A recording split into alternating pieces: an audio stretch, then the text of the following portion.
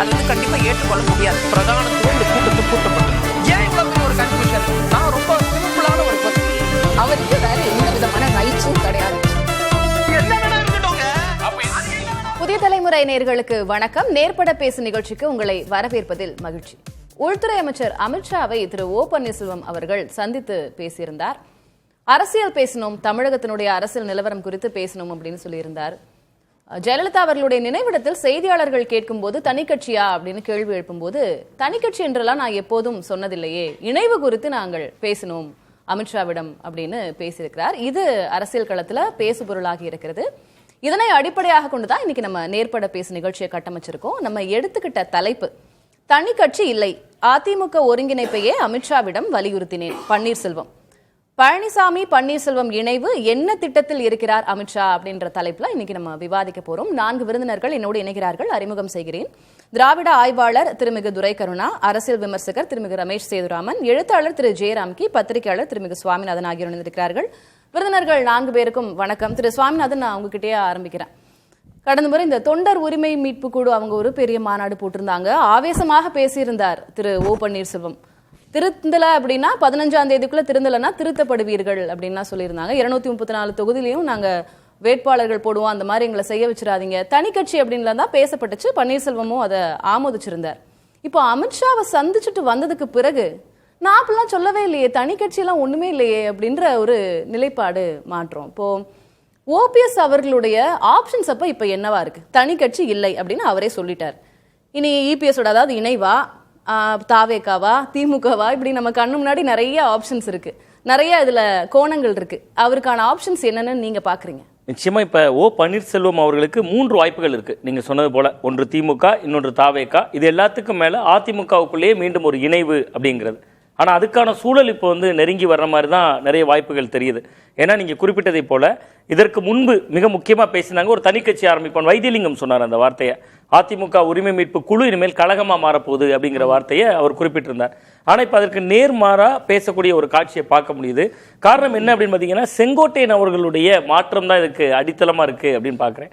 ஏன்னா செங்கோட்டையன் அவர்கள் தமிழக வெற்றி கழகம் நோக்கி போவாங்கன்னு அதிமுகவும் நினைக்கல, பாஜகவும் நினைக்கல. அது ஒரு புதிய அஸ்திரத்தை அவர் எய்துட்டார். இதுவரைக்கும் விளக்கப்பட்டவர்கள் அல்லது நீக்கப்பட்டவர்கள்லாம் உள்ளுக்குள்ள இருந்து தான் எதிர்ப்பு குரல் எழுப்பிட்டு இருந்தாங்க. அது அதிமுகவை பெரிய அளவில் சேதப்படுத்தல. ஒரு வெற்றி பெறுவதற்கு தான் அவங்களுக்கு வெற்றி விளிம்பதா கேள்விக்குறியாக்கச்சே ஒழிய அந்த 2ஆம் இடத்தையும் இன்னொரு இடத்துக்கு கொண்டு போற கேள்விக்குறி ஆக்கல. ஆனா அந்த செங்கோட்டையன் அவர்களுடைய அந்த தாவேக்கால போய் இணைந்த பின்பு ஓ பன்னீர்செல்வம் அவர்களுடைய தேவை ரொம்ப ஆழமா பாஜகவுக்கும் உணர ஆரம்பிக்குது, அதிமுகவும் உணர ஆரம்பிக்கிறாங்க. அதிமுக உணர ஆரம்பிக்கிறாங்க. ஏன்னா உங்களுக்கு தென் மாவட்டங்கள்ல 58 சட்டமன்ற தொகுதிகள் இருக்கு. இந்த 58 அந்த தேவையை உணர்ந்திருந்தாங்கன்னா கிட்டத்தட்ட 3.5 வருஷம் இருக்குமா? இப்ப இவ்வளவு நாட்களாக அவங்க அதை உணர்ந்திருக்க மாட்டாங்களா? செங்கோட்டையன் போனதுக்கு அப்புறம் தான் உணர்ந்திருப்பாங்களா? அதுதான் இப்பதான் இவ்வளவு பிரச்சனைகளுக்கு பிறகு இவ்வளவு ego clash, below the belt எவ்வளவு விமர்சனம் மாத்தி வச்சிருக்காங்க. இதுக்கப்புறம் இபிஎஸ் தயாரா இருப்பாரா என்ன? இல்ல அதுதான் இப்ப வந்து உங்களுக்கு அமித்ஷா அவருடைய அழுத்தம் இப்பதானே வரப்போகுது. நீங்க அமித்ஷா அவர்கள் இப்பதானே கூப்பிட்டு பேசுறாரு. நீங்க கிட்டத்தட்ட ஓ பன்னீர்செல்வம் அவர்கள் அமித்ஷா அவர்களை சந்திக்கணும், பிரதமர் மோடி அவர்களை சந்திக்கணும், உங்களை சந்திச்சா நான் பாக்கியவானாக உணர்வேன்லாம் கடிதம் கொடுத்தார். அப்பொழுதெல்லாம் அவரை சந்திக்கிறதுக்கான நேரமோ காலமோ கொடுக்கப்படவே இல்லை. ஆனா இப்ப அமித்ஷா அவர்களே அழைத்து ஓபிஎஸ் அவர்களை சந்திக்கிறார், நேரம் கொடுத்து கூப்பிடுறார். இதுக்கு பின்னாடி என்ன பின்னணி அப்படின்னு நான் யோசிக்கிறேன்னா 3 வாய்ப்புகளுமே இருக்கு. இப்பவுமே ஓ பன்னீர்செல்வம் அவர்களுக்கு 3 வாய்ப்புகள் இருக்கு. எடப்பாடி பழனிசாமி அவர்கள் சம்மதிச்சிட்டாரு நான் சொல்லல, அமித்ஷா நெருக்கடி கொடுக்கிற இடம் நோக்கி அந்த இடம் நகர்ந்திருக்கு அப்படிங்கிறேன். என்னன்னா மிக முக்கியமா 58 தொகுதிகள் இருக்கு தென் மாவட்டங்கள்ல. அதுல மொத்தமா 18 தொகுதிகள்ல தான் கடந்த தேர்தலில் அதிமுக கூட்டணி ஜெயிச்சிருந்தாங்க. அந்த 18 தொகுதிகள்ல 12 தொகுதிகள்ல முக்குளத்தோர் சமூகத்தை சேர்ந்தவர்கள் தான் ஜெயிச்சிருந்தாங்க. அப்போ ஓ பன்னீர்செல்வம் இவ்வளவுக்கு கடந்த முறை வந்து கடுமையான பிரச்சாரங்கள் எதுவும் முன்னெடுக்கல. காரணம் என்னன்னா உங்களுக்கு 10.5% இடஒதுக்கீடு, முக்குளத்தோர் கிராமங்களுக்குள்ள அந்த ஊர்களுக்குள்ளேயே போய் அவர்களால் பேச முடியாத, பிரச்சாரம் செய்ய முடியாத ஒரு நெருக்கடி. டிடிவி தினகரன் தனியா அமமுக போட்டியிட்டார், சசிகலா அவர்கள் கட்சியிலிருந்து விலகி நின்றாங்க. அப்போ ஓ பன்னீர்செல்வம் அவர்களுக்கு ஏராளமான நெருக்கடிகள் இருந்துச்சு. சோ இப்போ அதிமுக என்ன நினைக்கிறாங்கன்னா, மீண்டும் முக்குளத்தோர் ஓட்டுகளை தங்கள் முகமா திருப்பணுங்கிறதுக்காக தான் எடப்பாடி பழனிசாமி அவர்கள் அண்மையில கூட பாரத ரத்னா விருது பத்தி எல்லாம் பேசினார். முத்துராமலிங்க தேவரையா அவர்களுக்கு பாரத ரத்னா விருது கொடுக்கணும் அப்படின்லாம் பேசினார். அப்போ ஓ பன்னீர்செல்வம் மீண்டும் உள்ள வந்தார்னா இந்த ஓட்டுகள் எல்லாம் கொஞ்சம் சிதறாம தென் மாவட்டங்கள்ல கட்சியை கொஞ்சம் பலப்படுத்த முடியும் அப்படின்னு அமித்ஷா அவர்கள் கூட்டணியில பாஜக தலைவராக நயினார் நாகேந்திரன் இருக்கிறார், அதெல்லாம் அவங்களுக்கு எந்த பலமும் இல்லையா? ஓ பன்னீர்செல்வம் அவர்களுடைய அதான் தேவைப்படுதா? இல்ல, நயினார் நாகேந்திரன் அவர்கள் முக்குளத்தோர் சமூகத்தை சேர்ந்தவராக இருந்தாலும் அவரே கூட திருநெல்வேலியில இல்லாம சாத்தூருக்கு இடம்பெயரலாமா, நாங்குநேரிக்கு இடம்பெயரலாமான்னு தான் தொகுதி பார்த்து கொண்டிருக்கிறார். நம்ம வெளிப்படையாக பார்த்தா அப்படிதான் சர்வேக்கள்ல எடுக்கிற விதமான தகவல்கள் வருது. அவருக்கும் அந்த சமூக மக்கள் மத்தியில செல்வாக்கு இருந்தாலும் ஓ பன்னீர்செல்வம் என்பவர் முதல்வராகவே இருந்தவர். நான் இதை இப்படி கேட்கிறேன், எனக்கு திரு ஓபிஎஸ் அவர்களுடைய ஆப்ஷன்ஸ் நம்ம பேசுறதுனால ஏற்கனவே செங்கோட்டையன் தாவேக்கு போயிட்டாரு, டிடிவி தினகரனுமே ரொம்ப விஜய்க்கு ஆதரவான ஒரு நிலைப்பாட்டை தான் எடுக்கிறார். இப்போ செங்கோட்டையன், டிடிவி தினகரன், ஓபிஎஸ் இவங்க எல்லாமே பசும்பொன்ல சந்திச்சாங்க. இப்போ ஒருவேளை செங்கோட்டையன் முன்னாடி போவாரு, அடுத்து இவங்க எல்லாம் சேர்ந்து விஜயோட ஒரு கூட்டணி உருவாக்குவாங்க, இப்படி எல்லாம் பேசப்பட்டது. அப்புறம் இந்த கழகம் தொண்டர் உரிமை மீட்பு குழுவ கழகம்னு சொன்னாங்க. இப்போ அதை கட்சியா மாற்றி அதை ஒருவேளை என்டிஏல இணைச்சா கூட அதுவும் ஒரு ஸ்ட்ராட்டஜிக்கலா ஓகே தான். இப்போ ஏன்னா இபிஎஸ் அவர்களுக்கும் அது பிரச்சனை இருக்காது, இவங்களுக்கும் எல்லாத்துக்குமே ஒரு சாதகமான ஒரு சூழலா அப்படிலாம் வாய்ப்பு இல்லையா? இணைவு அப்படின்றது நகர்த்துவாங்கன்னு நினைக்கிறீங்களா? இணைவை நோக்கி அமித்ஷா அவர்கள் சில அழுத்தங்கள் கொடுக்கலாம். நீங்க வந்து நம்ம வெளிப்படையாக பேசுவதாக சொல்லலாம். அந்த கூட்டணி உறுதி செய்யப்படுகிற பொழுதே அதிமுகவோட உள் விவகாரங்களில் தலையிட மாட்டோம் அப்படின்னு அமித்ஷா அவர்கள் குறிப்பிட்டார், சொல்லியிருந்தார். ஆனா இன்னைக்கு உள் விவகாரங்களில் ஏன் தலையிடாங்கன்னா செங்கோட்டையன் அவர்களுடைய நகர்வு தான் இதுக்கு மிக முக்கிய திருப்புமுனை அப்படின்னு நான் பார்க்கிறேன். ஏன்னா இதை விட மிக முக்கியமா ஓ பன்னீர்செல்வம் அவர்கள் வந்தாங்கன்னா அந்த இணைப்பை வந்து எடப்பாடி பழனிசாமி அவர்களும் ரொம்ப எளிதா எடுத்துக்க மாட்டாங்க. நீங்க இன்னைக்கு அவங்களுக்கு ஏகப்பட்ட கண்டிஷன்ஸ் வைப்பாங்க, இவங்க தரப்புல இருந்து வைப்பாங்க. வேட்பாளர்களை நீங்க கேட்கக்கூடாது, உங்களை மட்டும்தான் உள்ள எடுப்போம், இன்னும் சொல்ல போனா தென் மண்டலத்துல நீங்க தான் இந்த வெற்றிகளுக்கு எல்லாம் பொறுப்பா இருக்கணும் என்பது உள்ளிட்ட நிபந்தனைகள் வைக்கலாம். பட் எடப்பாடி பழனிசாமி அவர்களுக்கு இது அழுத்தம் தான் கொடுக்க முடியும். சம்மதிக்கிறதும் சம்மதிக்காததும் எடப்பாடி பழனிசாமி அவர்களுடைய கரங்கள்ல தான் இருக்கு. அப்படி சம்மதிக்கலைன்னா நிச்சயமா ஓபிஎஸ் ஓட முடிவு திமுகவை நோக்கி இருக்காது. ஏன்னா நீங்க இன்னைக்கு திராவிட முன்னேற்ற கழகத்தில் இருக்கிற அமைச்சர் அவர் சம்மதிக்க வைக்கப்படலாம் வாய்ப்பு இல்லையா? சம்மதிக்கலைன்னா திருத்தப்படுவீர்கள், அது அந்த அதெல்லாம் வாய்ப்பு. அதுதான் நம்ம உள்கட்சி விவகாரங்களை தலையிட மாட்டாங்கன்னு அவங்களுடைய குரலே நாசுக்கா நம்ம சொல்லிட்டோம். அழுத்தம் கொடுக்கறதுக்கு பேர் என்ன சார்? தொடர்ந்து செங்கோட்டையன் மீட் பண்றாரு, ஓ பன்னீர்செல்வம் மீட் பண்றாரு, இப்ப இதெல்லாம் உள்கட்சி விவகாரம் இல்லையா? இல்ல, உள்கட்சி விவகாரம் தான், அழுத்தம் கொடுப்பாங்க தான். நான் அதுதான் என்ன சொன்னேன், எடப்பாடி பழனிசாமி அவர்கள் இந்த அழுத்தத்துக்கு உடன்படுறவரா இருப்பாரா இல்லையா என்பது ஒரு கேள்விக்குறி. ஏன்னா ஏற்கனவே 2024 பாராளுமன்ற தேர்தலில் அவர்களுக்கு முக்கியமான தேர்தலே ரொம்ப அசால்ட்டா அந்த கூட்டணியை உதறிவிட்டு வந்தார். அப்ப அவர் அந்த பொதுச் செயலாளர் இருக்கே ரொம்ப பெரிதாக நினைக்கிறார். ஆனா வரக்கூடியது சட்டமன்ற தேர்தல், அவருக்குமே தென் மாவட்டங்கள்ல கணிசமான எண்ணிக்கையில் இடம்பெறது முக்கியமா இருக்கு எடப்பாடி பழனிசாமி அவர்களுக்கு. சோ அந்த அழுத்தம் வந்துச்சுன்னா அதற்கு உடன்படுவதற்கான வாய்ப்பும் இருக்கு. அப்படி இல்லைன்னா ஓ பன்னீர்செல்வம் அவர்கள் நிச்சயமா திமுக பக்கம் நகர மாட்டார்னு பாக்குறேன். அதுக்கு மட்டும் ஒரு விளக்கம் சொல்லிடுறேன். இன்னைக்கு திமுக அமைச்சரவையில் இருக்கிற 8 அமைச்சர்கள் அதிமுக இருந்து போனவங்க. ஆனா அவர்கள் யாருமே அதிமுகவை மீட்கணும்னோ அதிமுக உரிமை கோரியோ போராட்டம் செய்தோ கிளர்ச்சி செய்தோ ஒரு பெரும்படையை திரட்டிட்டு போனதில்லை. ஒரு அனிதா ராதாகிருஷ்ணன் போனார்னா திருச்செந்தூர்ல அவருக்கு ஒரு செல்வாக்கு இருந்தது, அவர் அந்த செல்வாக்கை நிமித்தமா அதிமுக போனார். சேகர் பாபு அப்படிதான், அப்படி ஒவ்வொருவரும் அந்தந்த வகையில தான். ஆனா ஓ பன்னீர்செல்வம் அவர்கள் பின்னால் திரண்டு இருக்கிற படை என்பது அதிமுகக்குள்ள என்னைக்காவது இவருக்கு இடம் கிடைச்சிரும் அல்லது அதிமுகவை மீட்டுருவாரு அப்படிங்கிற நம்பிக்கையில போன படை. அதனால அவங்க திமுக பக்கம் நகர்ந்தாங்கன்னா ரொம்ப எளிதா துரோகம் அப்படிங்கிற முத்திரை அவர் மேல விழும்னு அவர் நினைப்பாரு. சோ அவரோட இன்னொரு சாய்ஸா தாவேக்கா இருக்கலாம். அது அதிமுகவை மிக மிக பலவீனத்துக்கு தள்ளிரும், அந்த இடத்தை நோக்கி நகர்த்திடக்கூடாதுன்னு தான் அமித்ஷா இந்த முடிவை பேசுவோம். திரு துரைக்கண்ணா, திரு பிரதமர் அவர்களை சந்திக்கணும் அப்படின்னு நேரம் கேட்டிருந்தாரு, கொடுக்கப்படல. அப்ப ரொம்ப அவர் மனது வருத்தப்பட்டிருந்தார். நான் சுயமரியாதைக்காரன், இந்த கூட்டணிக்குள்ள எனக்கு மரியாதை இல்லை, அதனால வெளியேறேன் அப்படின்னு சொல்லி வெளியேறினார். இப்போ அமித்ஷா அழைத்திருக்கிறாருன்னு அவர் போய் சந்திச்சுட்டு வராரு. திருப்பி தனி கட்சி எல்லாம் இல்ல, நாங்க இணைவு குறித்து பேசணும் அப்படின்றாரு. இப்போ ஓபிஎஸ் உடைய நிலைப்பாட்டை நம்ம எப்படி புரிஞ்சுக்கிறது? ஒரு ஆசோலேஷனா, ஒரு அலைப்பாய்கிறாரா அவரு? இல்லை, மிக நிதானமாகவும் பொறுமையாகவும் அவர் ஒரு காய் நகர்த்துதலில் வியூகம் வகுப்புவதில் ஈடுபடுகிறார் என்று தான் பார்க்குறேன். நீங்கள் ஒரு தனி மனிதனுடைய தன்மானத்தை விடவும் ஒரு இயக்கம் பெரிது. அந்த இயக்கத்தில் தன்னை பின்பற்றி வருகிற பல்லாயிரக்கணக்கான தொண்டர்கள், நிர்வாகிகளுடைய அரசியல் எதிர்காலம் முக்கியம். இதை கருதி தான் ஒரு தலைவன் பயணிக்க முடியும். சரி, எதை நோக்கி நகர்றாரு? அதுதான் சொல்ல வரேன். திரு ஓபிஎஸ் அவர்கள் கடந்த வாரத்தில் நடந்த அந்த மாநில மாவட்ட நிர்வாகிகள் கூட்டத்திலையும் சரி, அதற்கு முன்பும் சரி பின்பும் சரி, ஒருபோதும் தனி கட்சி ஆரம்பிப்புன்னு சொல்லலை. சகோதரர் சொன்ன மாதிரி அதைத்தான் அவரும் சொல்றார். நான் சொல்லல, நான் ஒருபோதும் சொல்லல அப்படின்னு சொல்லிட்டார். அப்போ அங்க தீர்மானம் நிறைவேற்றப்பட்டது. இந்த அதிமுக தொண்டர்கள் உரிமை மீட்பு குழு, அந்த குழு என்பது இனி கழகமாக மாறும் அப்படின்னு. அந்த கழகமாக மாறும் என்பதற்கு நம்ம எல்லோருமே ஒரு விஷயத்தை மறந்துட்டோம். அதிமுக தொண்டர்கள் உரிமை மீட்பு குழுன்னு தான் இதுவரைக்கும் நடத்துனாங்க. இப்போது இந்த கழகம் என்பது அனைத்திந்திய அண்ணா திராவிட முன்னேற்ற கழக தொண்டர்கள் உரிமை மீட்பு கழகம். அனைத்து இந்தியா வந்துருச்சு. திரு எடப்பாடி பழனிசாமி இப்போது பயணிக்கிற இந்த அனைத்து இந்திய அண்ணா திமுக என்பதும் திரு ஓபிஎஸ் அணிக்கு வந்துருச்சு. ஸோ அந்த அடிப்படையில் அங்கே பேசிய திரு குன்னம் ராமச்சந்திரன், முன்னாள் எம்எல்ஏ, வைத்திலிங்கம், இவங்க தான் சொன்னாங்க, காலமெல்லாம் ரெட்டலையில் போட்டி போட்டு வெற்றி பெற்று திமுக ஆட்சியை அகற்றி வந்தோம், அந்த நிலைப்பாட்டில் தொடர்ந்து போராடுகிறோம், அதற்கு இடையூறாக தடையாக திரு எடப்பாடி பழனிசாமி தொடர்ந்து இருப்பாரேயானால் நாம தனிக்கழகம் தொடங்கி கூட 234 தொகுதிகள்லையுமே நம்ம போட்டியிடலாங்கிற கருத்தை கூட அவங்க வலியுறுத்தினாங்க. அவர் திரு ஓபிஎஸ் அவர்கள் அப்படி பண்ண வச்சிராதீங்கன்னு பேசினாங்க. அப்ப என்ன அந்த பாவ செயலுக்கு உட்படுத்தாதீர்கள் சொன்னாரு. நீங்கள் திருந்த வேண்டும், ஒரு சர்வாதிகார போக்கில் தான் தோன்றித்தனமாக நடக்கக்கூடாது, அது கட்சியினுடைய எதிர்காலத்தை பாதிக்கும் அப்படிங்கிறத வலிமையாக தெரிவித்தார். இப்போ நம்ம அமித்ஷா சந்திப்புக்கு வந்துடும். திரு அமித்ஷா அவர்கள் அவர் இங்கே சந்திக்காதது, தன்னை சந்திக்காதது வருத்தம்னு ஒரு பதிவு சொன்னார். அடுத்ததாக பிரதமர் நரேந்திர மோடி சந்திக்காதது என் தன்மானத்திற்கு இழுக்குன்னு வெளியில் வந்துட்டார். அப்போ நான் தொடக்கத்தில் குறிப்பிட்டது மாதிரி தன்னுடைய அந்த தன்மானத்தை விடவும் இயக்கம், கட்சி நாம் கட்டமைத்து கொண்டு போகிற இந்த இயக்கம் முக்கியம் அப்படிங்கிற கருத்தாக்கத்தின் அடிப்படையில் இங்கே வந்தாங்க மேலிட பிரதிநிதிகள், பாஜக பிரதிநிதிகள், பிஎல் சந்தோஷ், இன்னொரு ஜட்டாவா உதிஷாக்கார், அம்மா, அவங்களாம் சந்தித்து பேசி மீடியேட்டர் மூலமாக நீங்கள் வாங்க டெல்லிக்குன்ன போது அமித்ஷாவுடைய சந்திப்பு உறுதிப்படுத்தப்பட்டால் மட்டுமே நான் வருவேன் அப்படின்னு அதை கன்ஃபார்ம் பண்ணிட்டு தான் போகிறார். சந்திச்சுட்டு வெளியில் வந்த உடனே இந்த விஷயத்த சொல்கிறார். அப்போ அமித்ஷா அவருடைய மனப்போக்கு எப்படி இருக்குன்னா, நீங்கள் கடந்த ஏப்ரல் மாதம் பேரவை கூட்டம் நடக்கிற போது திரு எடப்பாடியை டெல்லிக்கு அழைச்சிட்டு போய் அங்கே ஒரு உடன்பாடு வச்சாங்கல்ல, என்டிஏ உடன்பாடு வச்சாங்க. அந்த தகவலை திரு எடப்பாடி டெல்லியிலையும் சொல்லலை, இங்கே சென்னை அமித்ஷா தான் சொன்னார். ஒரு வாரம் பார்த்துட்டு திரும்ப சென்னையில் அவர் தான் அறிவிக்கிறார்.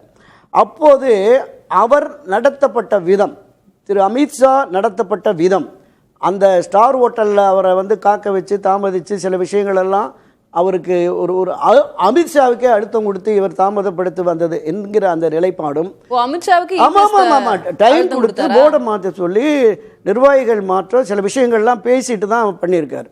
ஸோ அவருடைய வீட்டுக்கு இரவு விருந்து போன போது கூட இந்த வாசலில் அழைத்து செல்லுகிற அந்த பண்பாடு கூட இல்லை அப்படிங்கிற மாதிரி தான் அந்த நிகழ்வு இருந்தது. சரி, இப்போ அமித்ஷா அதிருப்தி. ஆமாம், நிச்சயமாக நீங்க ஒரு இந்த தேசிய அளவில் என்டிஎன் முகமாக இருக்கிறவர், கிட்டத்தட்ட ஒரு 20-28 மாநிலத்தில் அரசியலை, பாஜகவினுடைய அரசியலை பார்க்கிற ஒருவர், அவருக்கு தன்னான இந்த மாதிரியான விஷயங்கள் எல்லாமே இதை தாண்டி நம்ம திரு எடப்பாடி பழனிசாமி சொன்ன வகையில் திரு அண்ணாமலையை வெளியேற்றிட்டு நயனா நாகேந்திரன் போட்டாச்சு. நயனா நாகேந்திரன் முக்குளத்தோர் முகமாக அறியப்படுவாரானா திரு ஓபிஎஸ், திருமதி சசிகலா, டிடிவி தினகரன் அந்த அளவிற்கு அவர் அறிமுகமாக மாட்டார், முக்குளத்தோர் மத்தியில் செல்வாக்கு பெறமாட்டார். அதுதான் கள யதார்த்தம். அப்போ அவரை தலைவராக கொண்டு வரணுங்கிற அந்த எனக்கு ஒரே ஒரு கேள்வி. இப்போ ஓகே, அமித்ஷா அதிருப்தியில் இருக்கிறாரு, முக்குளத்தூர் வாக்கள், அதெல்லாம் சரி. இபிஎஸ் அவர்களுடைய ரெண்டே டிமாண்ட் என்னவா இருந்ததுன்னா, ஒன்னு அண்ணாமலை அவர்கள், அது ஒரு பக்கம் இருக்கட்டும், இன்னொன்னு உட்கட்சி விவகாரத்தில் பாரதிய ஜனதா தலையிடாது, இது உட்கட்சி விவகாரம் அப்படின்றதா அவருடைய டிமாண்டா இருந்தது. இப்ப இதுக்கு அமித்ஷா நெருக்கடி கொடுப்பாரு. 15ஆம் தேதிக்குள்ள எப்படி சேருவாங்க, இணைவு சொல்லப்படுது. ஓகே, 15ஆம் தேதி இப்ப இபிஎஸ் அதுக்குள்ள என்ன முடிவு? 15ஆம் தேதி இல்ல, 15 நிமிடத்துல முடிவு எடுத்தா அடுத்து சந்திச்சுட்டு போலாம். மனம் இருந்தால் மார்க்கம் உண்டு சகோதரி. நீங்க இல்ல, நான் தான் கேக்குறேன், இபிஎஸ்க்கு அந்த மனம் எப்படி வரும்னு நான் கேக்குறேன். இல்ல, திராவிட முன்னேற்ற கழகத்தை இந்த தேர்தலில் வீழ்த்தணும், அண்ணா திமுகவை ஆட்சியில் அமர்த்தணும், அதுதான நோக்கம். பாரதிய ஜனதா கட்சி ஒப்புக்கல, இப்ப இபிஎஸ் ஒப்புக்கலன்னு வெச்சுக்கங்க, ஓபிஎஸ் அவர்களுடைய அடுத்த நகர்வு என்ன சார்? இல்ல, தொடர்ந்து இந்த நிலைப்பாட்டில் தான் இருப்பார். 2026 அந்த மே மாதம் தேர்தல் வரைக்குமே இந்த ஒருங்கிணைப்பு, ஒன்றிணைப்பு இதே நிலைப்பாட்டில் தொடர்வார். கடைசி கட்டத்தில் என்ன முடிவெடுக்க போகிறாருங்கிறது இந்த 15லே சொல்லிடுவார். அவர் சொன்னார்ல, பொதுமக்கள் ஏற்றுக்கொள்ள வகையில் தொண்டர்கள் தன்னை நம்பியிருக்கிற நிர்வாகிகளுடைய நம்பிக்கைக்கு பாதகம் ஏற்படாமல் ஒரு வரலாற்று சிறப்பு மிக்க அதிரடி முடிவை அறிவிப்பேன். அதுலதான் நாம பார்க்கணும். நீங்க திராவிட ஆய்வாளராக இருக்கிறீர்கள், நீங்க எல்லா சோர்ஸும் உங்களுக்கு ரொம்ப க்ளோஸா இருக்கும், அந்த அடிப்படையில கேட்கிறேன். 15ஆம் தேதி முக்கிய அறிவிப்பு வெளியாகும். இணைவை பத்தி அமித்ஷா கிட்ட போய் பேசிட்டு வந்திருக்கிறாங்க. ஒருவேளை இணைவதற்கு இபிஎஸ் சம்மதிக்கலான்னு, அவர் தான் அதிமுக பொதுச் செயலாளர், நம்ம என்னதான் தார்மீகமா உரிமை கொண்டாடினாலும் பொதுச் செயலாளர் அவர் தான். அவர் ஒத்துக்கல அப்படின்னா, இணைப்பு இல்ல அப்படின்னா 15ஆம் தேதி என்ன அறிவிப்பு? 12ஆம் தேதி என்ன வாய்ப்பு? 12ஆம் தேதி அல்லது 13ஆம் தேதி திரு அமித்ஷா இங்க சென்னை வருவதாக ஒரு தகவல் இருக்கு.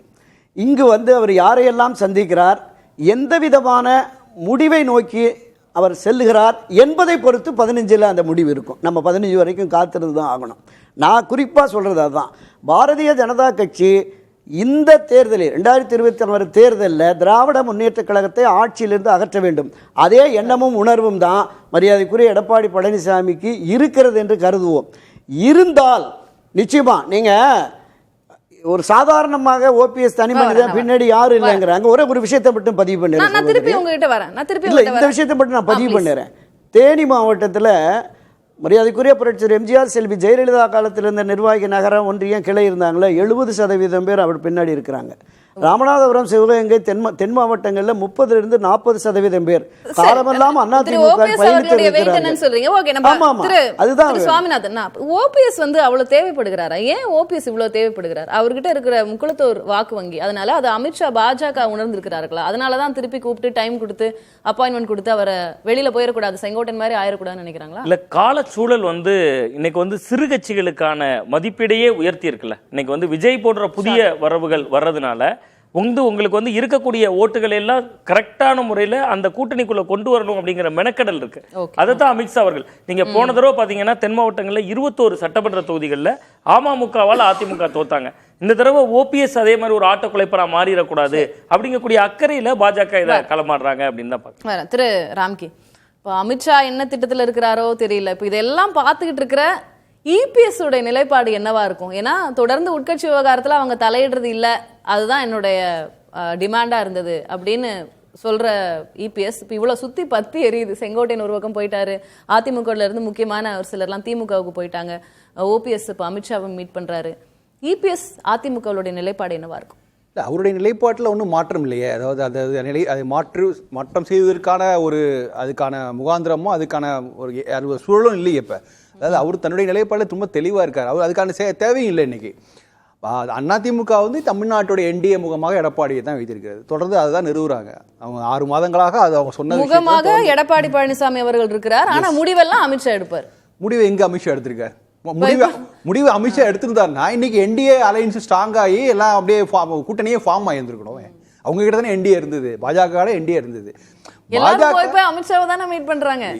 அது மீட் பண்றாங்க. அது இப்ப நீங்க மீட் பண்றாங்க. இப்ப எடப்பாடி அவர்கள் சந்தித்ததுக்கு இவங்க சந்தித்ததுக்கு நிறைய வித்தியாசம் இருக்குது.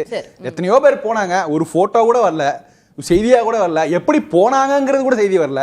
ஸோ அதனால இதெல்லாம் சரி, அடிப்படையில் எத்தனையோ கேள்வி கேட்குறோம், அடிப்படையான கேள்விக்கு பதில் சொல்லணும்ல. நீங்க அவர் என்டிஏல இல்ல, ஓபிஎஸ் அவராக தானே வெளில வந்தாரு. ஏன் அந்த புகைப்படங்கள்லாம் வராதனால என்ன?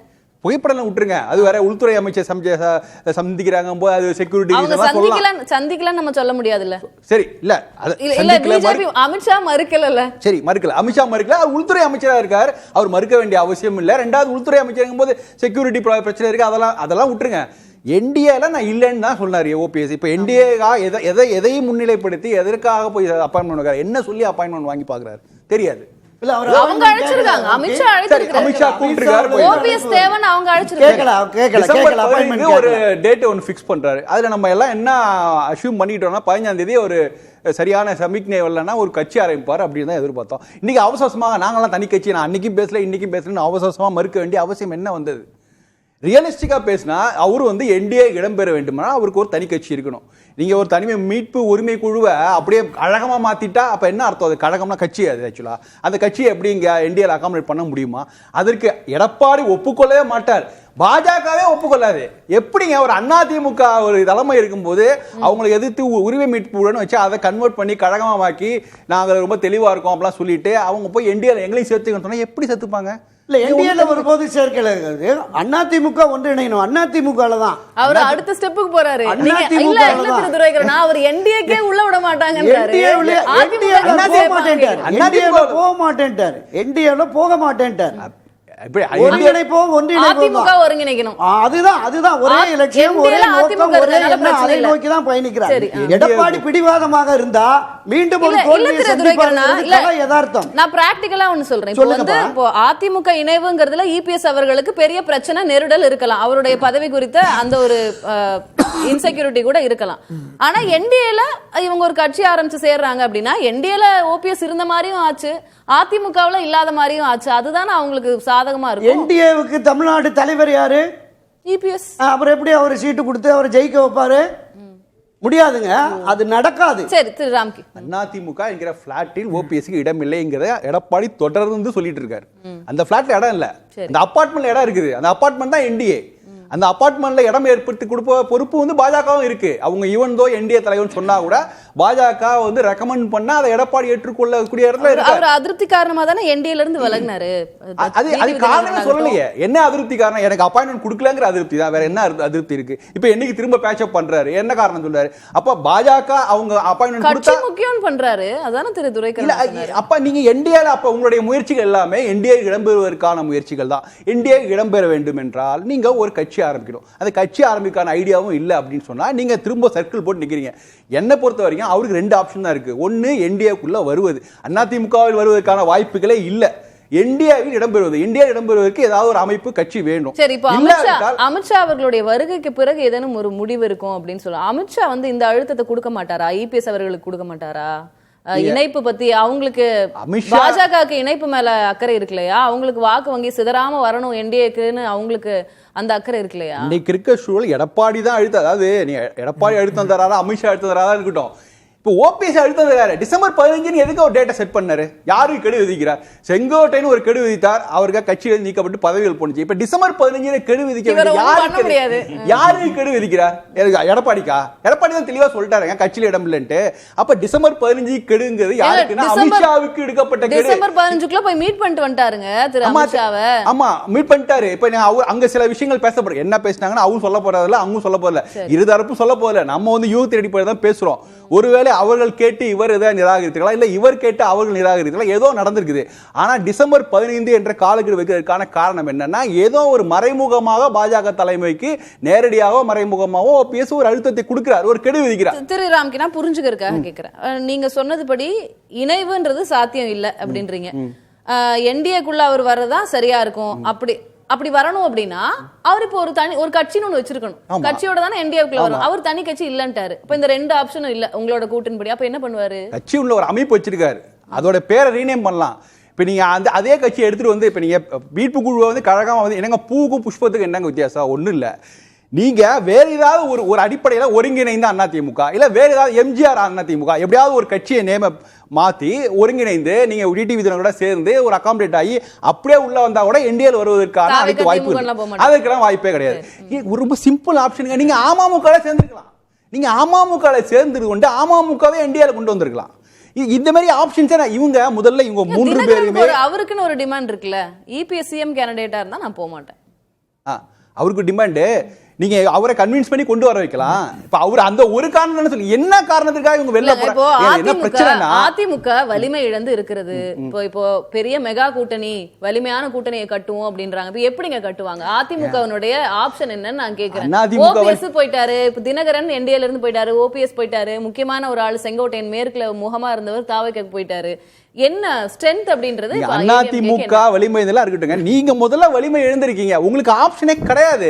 செங்கோட்டையனுக்காவது ஆப்ஷன் இருந்து நிறைய ஆப்ஷன் இருந்தது. திமுகவுல போய் சேர்ந்திருக்கலாம், தாவேக்கால போய் எல்லா ஆப்ஷன் தாவேக்காவை தேர்ந்தெடுத்தார். ஓபிஎஸ்க்கு அந்த ஆப்ஷன் இல்ல, தாவேக்கால போய் சேர முடியாது. ஏன்னா அவர் பாஜகவோட நிழலில் இருக்க விரும்புகிறார் ஓபிஎஸ். ஸோ அதனால அவருக்கு அந்த பாஜகவை கோவப்படுத்துற மாதிரி எந்த செயலையும் செய்ய மாட்டார். அதனால அவருக்கு வேற ஆப்ஷன் இல்லை. திமுகவில் போய் சேர மாட்டார், தாவேக்காவும் சேர மாட்டார். அவர் என்ன பண்ணோம், எனக்கு என்டிஏக்குள்ள வரதுக்கு விருப்பம் படுறார். உள்ள என்டிஏ வரணும்னா அதிமுக சேர முடியாது. உள்ள ஒரு கட்சி ஓபிஎஸ் அப்படியே கைவிட்ட மாதிரி சொல்றீங்க. செங்கோட்டையன் போனதுக்கு அப்புறம் பாஜக தலைமை வந்து அவங்க கொஞ்சம் அலர்ட் ஆகுறாங்க. திரு பன்னீர்செல்வத்தை அவர்களை விட்டுறக்கூடாது. ஏன்னா முக்குலத்தை ஒரு வாக்கு வாங்கி வச்சிருக்காரு, அவர் அதை ப்ரூவ் பண்ணிருக்காரு. அதனால முக்கியமான ஆள் அவரை விட்டுறக்கூடாதுன்னு தானே அமித்ஷா டைம் கொடுத்து பாக்குறாரு. அமித்ஷாவை மீட் பண்றதே வெயிட் தானே சார்? இல்ல அவங்க மீட் பண்ணதுக்கு ரீசன் வந்து பாஜக வந்து இவர்களுடைய விருப்பத்தின் காரணமாக தான் மீட் பண்ணிருக்காங்க, அப்படிதான் நமக்கு தெரியுது. சரி, ரெண்டு பேரும் விளக்கம் தரட்டும். நான் என்ன சொல்றேன், அது யாரோட விருப்பமாவே இருக்கட்டும் திரு ராம்கி, அது யாரோட விருப்பமாவே இருக்கட்டும். அமித்ஷா வந்து அதை அவாய்ட் பண்ணிட்டு போயிருக்கலாம்.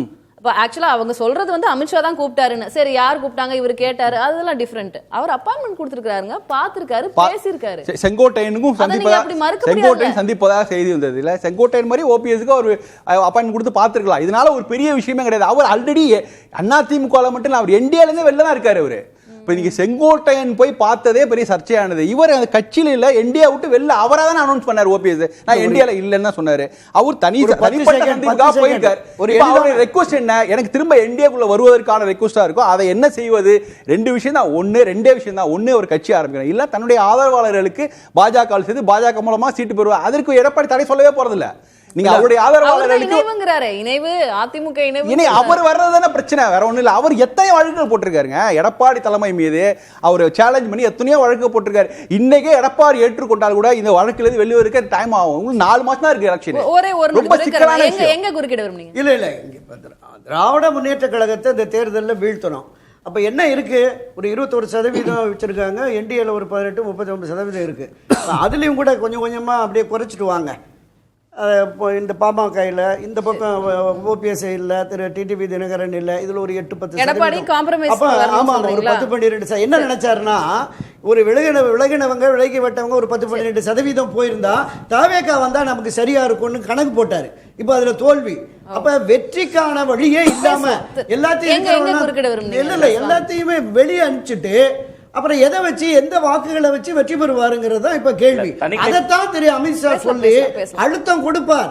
இணையும் பாருங்க. ரொம்ப சுருக்கமான ரமேஷ், நிச்சயமா தனிக்கட்சி வந்து ஓ பன்னீர்செல்வம் அவர்கள் அஸ்திரத்தை எய்ததுல தான் பாஜக அவரை கூப்பிட்டே பேச ஆரம்பிச்சாங்க அப்படிங்கறதான் பாக்குறேன். ஏன்னா தனிக்கட்சி முதல்ல தொடங்கிட்டு அவர் என்டிஏ அலைன்ஸ்குள்ள தான் வருவார்னு சொல்ல முடியாது. திரும்பி தாவேகா கூட போயிட்டாருன்னா அந்த ஒரு அச்சம் தான் இன்னைக்கு இந்த இதை பேசுறாங்க. சரியான புள்ளி திரு ரமேஷ்.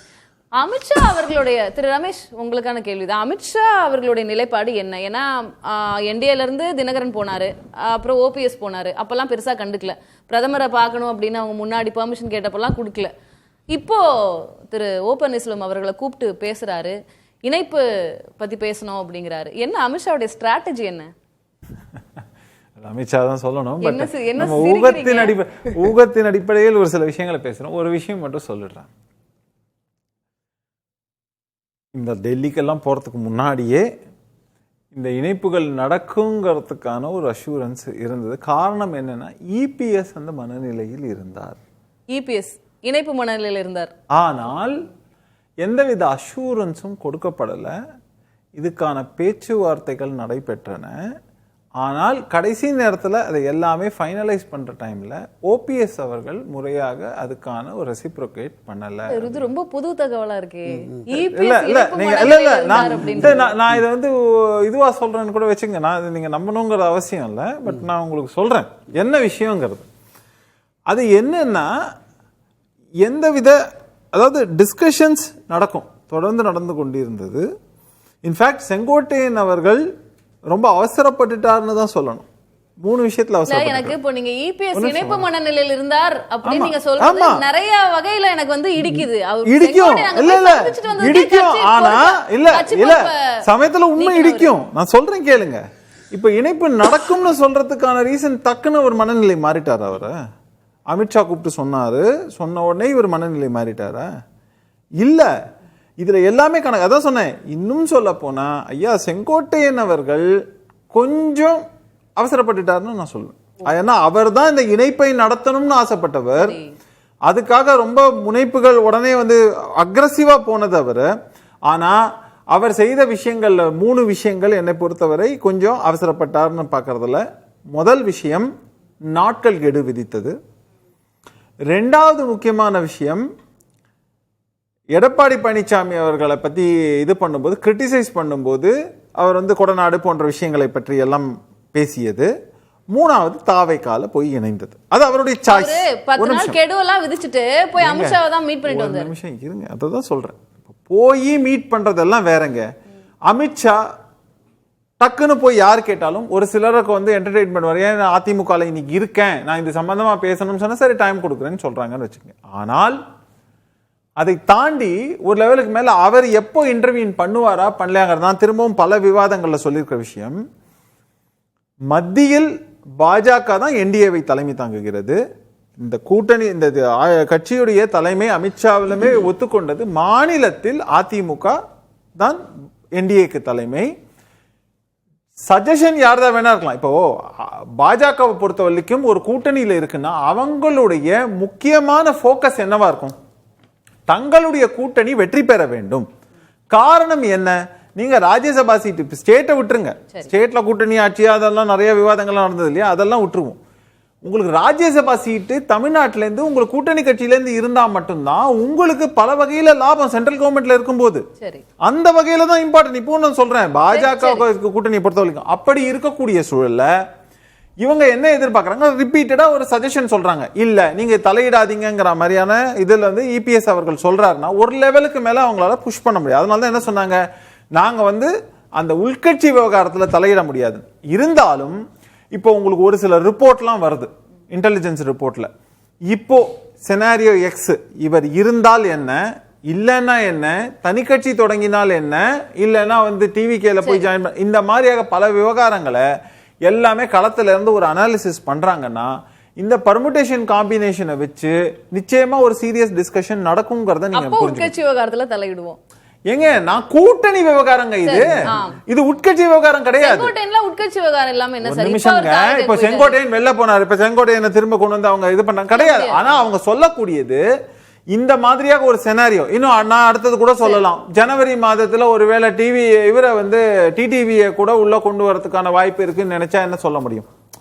நான் சொல்றது என்னன்னா, இப்போ இபிஎஸ்க்கு எப்படி பாக்குறாங்கன்னா, தன்னுடன் மாற்று கருத்து இருந்தவர்களையே தன்னை டைரக்டா கிரிட்டிசைஸ் பண்ணவங்களை, தன்னை அப்போஸ் பண்ணவங்களே ஜெயலலிதா அம்மையார் உள்ளே கொண்டு வந்து தன்னை ஒரு பெரிய லீடரா ப்ரொஜெக்ட் பண்ணி கொண்டார். உதாரணத்துக்கு ஆர்.எம். வீரப்பன் அவர்கள். அப்படி இருக்கும்போது இப்போ தன்னுடன் மாற்று கருத்து கொண்டு தன்னுடன் இது பண்ணி தர்ம யுத்தம் அது இதெல்லாம் சொல்லி வெளியே போன ஓபிஎஸ் இப்போ இபிஎஸ் உள்ள கொண்டு வராருன்னா அவர் ஸ்டேச்சர் மேல போகுமா இல்லையாங்கிறது முதல் கேள்வி. ரெண்டாவது, அந்த கம்யூனிட்டிக்கு நீங்க என்னதான் நயினார் நாகேந்திரன் நீங்க முக்குளத்தோர் சமூகத்துக்குன்னு சொன்னா கூட இந்த முக்குளத்தோர் சமூகத்துக்கு அதிமுகவின் முகம் என்னங்கிற கேள்வி இருக்கு இல்லையா, அதுக்கு ஒரு ஃபேஸ் தேவைப்படுது. அமித்ஷா அவர்களுடைய ஸ்ட்ராட்டஜி அதுவா இருக்கா? அமித்ஷாவை பொறுத்த வரைக்கும் இந்த எலெக்ஷனை நீங்க ஃபேஸ் பண்ணும்போது ஒரு கூட்டணியா ஸ்ட்ராங்கா ஃபேஸ் பண்ணுங்கிறது மட்டும்தான். அதுல அவருடைய சஜஷன் சொல்லப்படும். ஏன்னா இப்ப ஓபிஎஸ் கூட யார் போனாங்கிறதெல்லாம் நான் டிஸ்கஸ் பண்ண விரும்பல. ஓகேயா, இது கூப்பிட்டாங்களா, இல்ல இது நடுவில் இது பேசப்பட்டு வாங்க நான் கூட்டின்னு போறேன்னு சொன்னாங்களா, இல்லன்னா இவர் கேட்டு அவங்க டைம் வாங்கி கொடுத்தாங்களாங்கிறதுக்குள்ள நான் போறேன் இல்ல அது. ஆனா விஷயம் என்ன அப்படின்னு பாத்தீங்கன்னாக்க, அவர் திரும்ப ஓபிஎஸ் ரொம்ப இன்னொரு விஷயத்த தெளிவா என்ன இருக்காருன்னா, அவருக்கு முகம் அப்படின்னா இந்த இரட்டை இலை சின்னம் தான். அந்த இரட்டை இலை சின்னத்தையோ அதிமுகங்கிற இதையோ அவர் இழக்க விரும்பல. மூணு விஷயம். ஒண்ணு, அவருடைய வயது. ரெண்டாவது, இந்த ரெண்டு காம்பினேஷன் நம்ம கடந்த காலங்களில் பார்த்திருக்கோம். ஒரு குறிப்பிட்ட இடத்தை விட்டுட்டு நீங்க இன்னொரு இடத்துக்கு போயிட்டீங்கன்னா இந்த ரெண்டு காம்பினேஷன் இருந்தா தான் ஒரு சில விஷயங்கள் வேலை செய்யுமே தவிர தனித்தனியா நீங்க வச்சு பாத்தீங்கன்னா எப்படிங்க ஒத்துக்குவாரு? Okay, suggestion okay. இல்லங்க, ஒரு நிமிஷம் இல்ல, ஒரே சார் கேக்குறேன், ஒரு நிமிஷம்.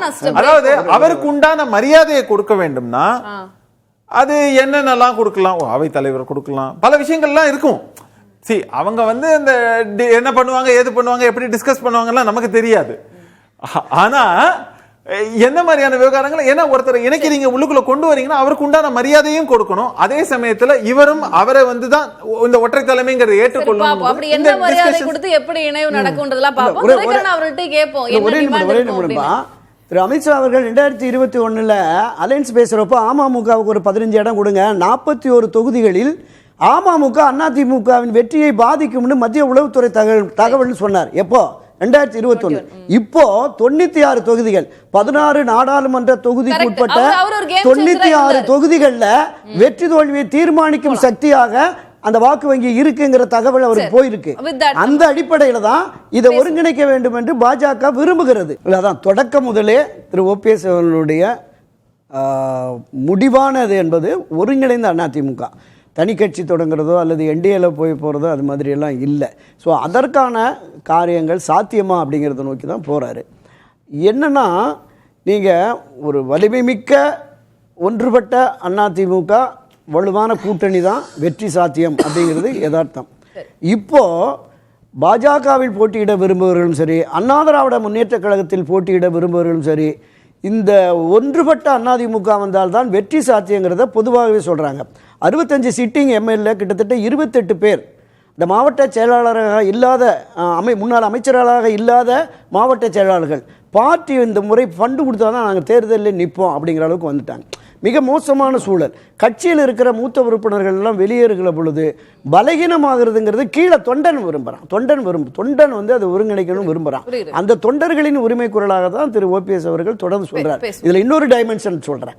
திரு அண்ணாமலை அவர்கள் பார்த்துட்டு வந்த உடனே நேற்றைய கமலாலயத்தில் உட்கார்ந்து ஒரு பிரஸ் மீட் நடத்தினார். அதுதான் சொல்றேன். அவருக்கான முக்கியத்துவம் இந்த தமிழக தேர்தல் களத்தில் அவருக்கான முக்கியத்துவம் வரும் அப்படிங்கிற மாதிரி ரமேஷுக்கு தெரிஞ்சிருக்கணும். தேர்தல் பொறுப்பாளராகவோ அல்லது தேசிய பிரச்சாரம் ஏதாவது ஒண்ணு. சோ ஏதோ ஒரு மூவ் அமித்ஷா எடுத்திருக்கிறார். அது அமித்ஷா தான் நம்ம தெளிவுபடுத்தும். ஒருவேளை இணைவு அப்படின்னு பேசுறாங்கன்னு வைப்போமே, சும்மா போக முடியாதுல்ல திரு பன்னீர்செல்வம் அவர்கள். இணை பொதுச் செயலாளர், ஒருங்கிணைப்பாளர், இந்த மாதிரி ஏதாவது ஒரு ரொம்ப ஸ்ட்ராங்கான இபிஎஸ் அவர்களோட சமப்படுத்துற மாதிரி ஒரு பொசிஷன்ல தான் போக முடியும். என்ன டிமாண்டா இருக்கும்? ஓபிஎஸ் முதல்ல டிமாண்ட் வைக்கிற இடத்துல இருக்கிறாரா? ஒண்ணு, சப்போஸ் இணைவு அப்படின்னா எந்தெந்த டேர்ம்ஸ் அடிப்படையில் அது நடக்கும்னு கேட்குறேன். இப்போ முதல்ல பாஜக வந்து இவர் தனிக்கட்சி தொடங்கி தாவேகா பக்கம் நகர்ந்துடக்கூடாதுங்கிறனால தான் பேசுறாங்க. அதே நேரத்தில் இணைந்தா பெரிய பொறுப்பு கொடுப்பாங்க அப்படின்னு எதுவுமே கொடுக்க மாட்டாங்க அப்படின்னு தான் பார்க்குறேன். ஏன்னா பன்னீர்செல்வம் அவர்களே கடந்த காலங்களில் எந்த பொறுப்பு வேண்டாம், என்ன இணைத்தாலே போதும்னு பேசுறாங்க. அது வெளியில இல்ல, அப்பவுமே அது வெளியில ஒரு சின்ன டிமாண்ட் இருக்கிறதா பார்க்கப்படுது. அதுதான் சொல்றேன், டிமாண்ட் இருக்கு. ரமேஷ் சார் சொன்னதுல ஒரு விஷயம் ரொம்ப சரி. அந்த நேரத்திலேயே பேசப்பட்டது, நீங்க வந்து அவருக்கு வந்து எந்த பொறுப்பும் வேண்டாம், எனக்கு எந்த பதவியும் வேண்டாம், இணைந்தால் மட்டும் போதும்னு சொன்ன ஒரு காலத்துல ஒரு நிர்வாகி கால்ல கூட விழுகிறேன் பேசினாரு. அப்ப பேசுகிற பொழுதே வெளியில தான் இப்படி பேசுறாங்க. உள்ளுக்குள்ள அவர்களுக்கு நிறைய கோரிக்கைகள் இருக்கு, டிமாண்ட்ஸ் இருக்கு, பெரிய எதிர்பார்ப்புகள் இருக்கு அப்படின்னு அதிமுக வட்டத்துக்குள்ள சொன்னவர்களும் இருக்காங்க. வெளிப்படையாக இல்லாம நெருங்கின பத்திரிகை நண்பர்கிட்ட சொன்னவங்க எல்லாம் இருக்காங்க.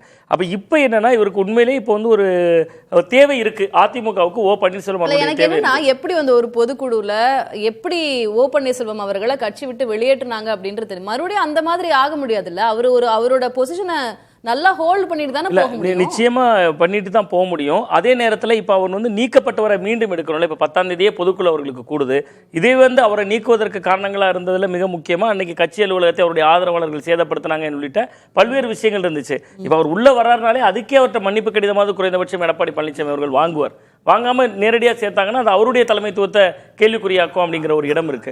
இன்னொன்று ஒரு மாற்று கருத்து இருக்கு.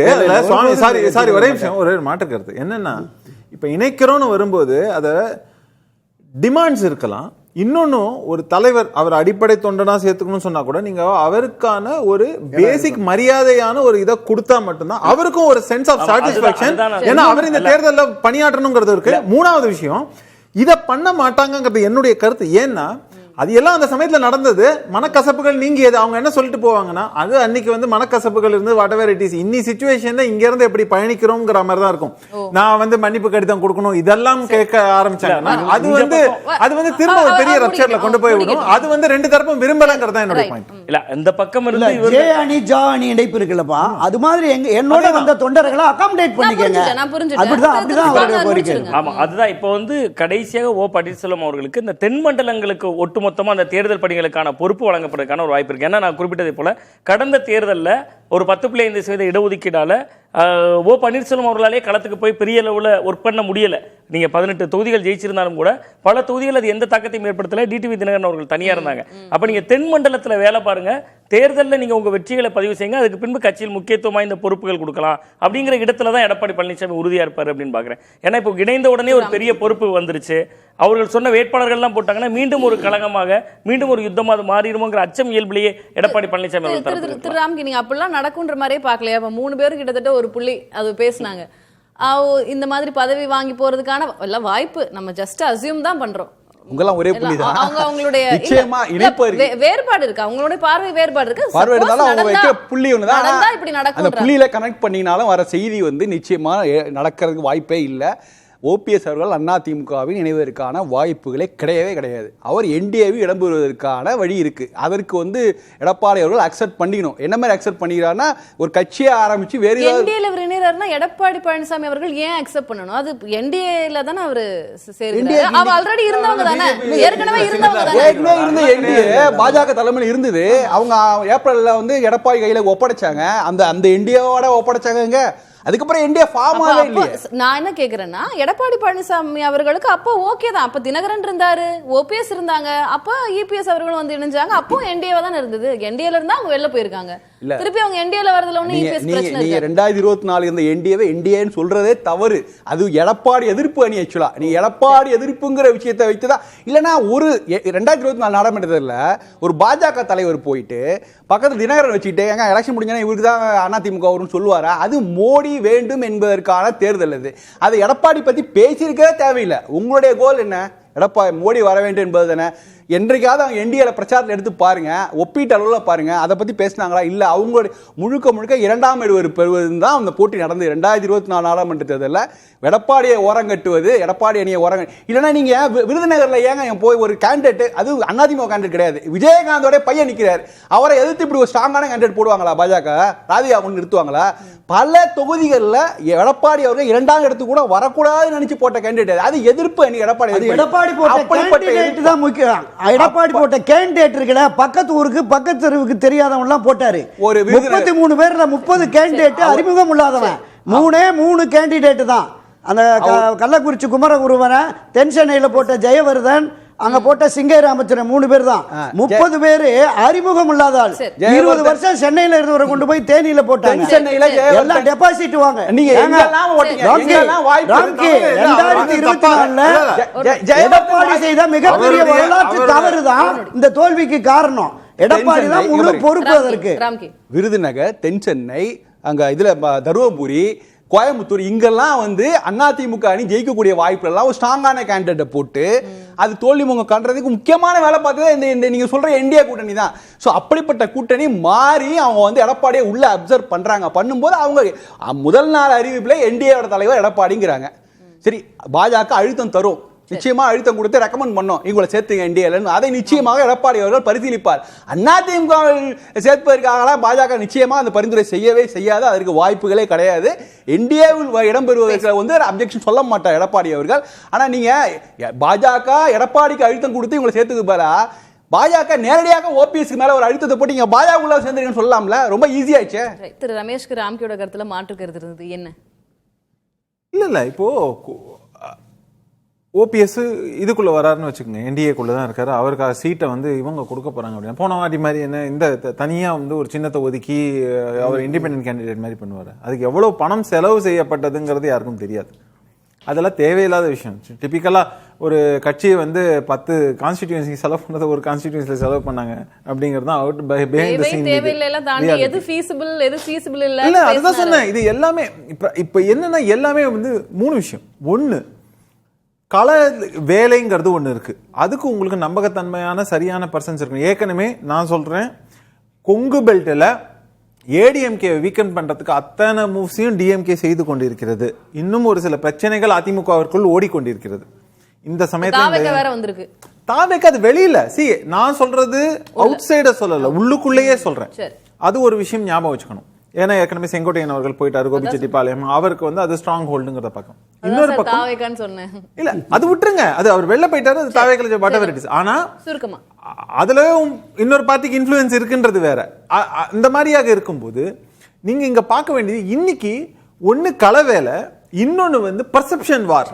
நீங்க பர்செப்ஷனை எப்படி மக்கள் கிட்ட அந்த கான்பிடன்ஸ், இப்போ உங்களுக்கான ஓட்டு போடுற சரி உங்களுக்கான ஓட்டு போடுறவங்க இருக்காங்க, இல்லைன்னா வந்து நீங்க ஆன்டி இன்கம்பன்சிங்கிறது வந்துடும். ஆனா நீங்க வின் பண்ணுவீங்கன்ற கான்பிடன்ஸ் இருக்கு, அந்த ஓட்டு போடுறாங்க பாத்தீங்களா, அந்த ஓட்டு பர்சன்டேஜ் நீங்க கொண்டு வரணும்னா இந்த மாதிரியான பர்செப்ஷன்ஸ் எல்லாம் நீங்க பில்ட் பண்ணாதான். எனக்கு ஜஸ்ட் 10 செகண்ட்ல எல்லாரும் 2026 தேர்தலில் திராவிட முன்னேற்ற கழகத்தை தோற்கடிக்க வேண்டும் என்று உண்மையிலேயே பாஜக விரும்பினால் இந்த ஒருங்கிணைப்பை சாத்தியப்படுத்தும். சொல்றேன், ஒரு நிமிஷம் சொல்றேன்.